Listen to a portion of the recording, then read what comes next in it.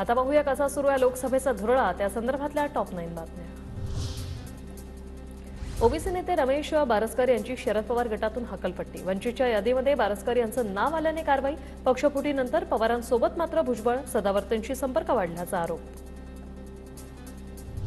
नागपुरात काँग्रेस उमेदवार विकास ठाकरेंची आजपासून जन आशीर्वाद यात्रा। नाना पटोले, वडेट्टीवार, गिरीश पांडे उपस्थित। अरविंद केजरीवालांना 15 एप्रिलपर्यंत न्यायालयीन कोठडी, भगवद्गीता, रामायण आणि प्राईम मिनिस्टर डिसाइड ही 3 पुस्तकं वाचण्यासाठी केजरीवालांचा कोर्टात अर्ज।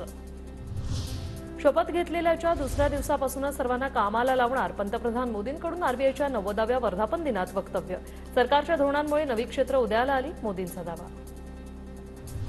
कर थकबाकी प्रकरणी काँग्रेस पक्षाला मोठा दिलासा। लोकसभा निवडणुकीपर्यंत कोणतीही कारवाई करणार नाही, प्राप्तिकर विभागाचं सुप्रीम कोर्टात स्पष्टीकरण।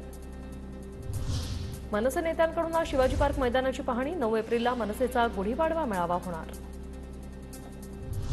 परभणीतून महादेव जानकरांकडून उमेदवारी अर्ज दाखल। परभणीचा विकास न झाल्यास पुन्हा कधी येणार नाही, जानकरांचं विधान।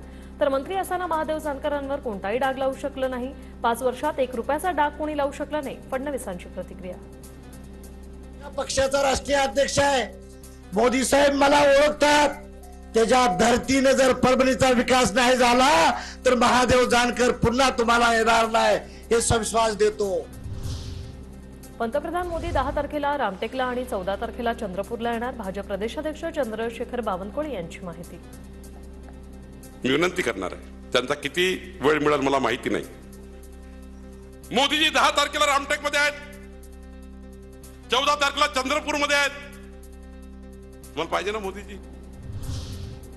येत्या आठवड्यात भाजप महाराष्ट्र प्रभारी दिनेश शर्मा राज ठाकरेंची भेट घेणार असल्याची माहिती। एकनाथ शिंदे, अजित पवारांसोबतही साधणार संवाद।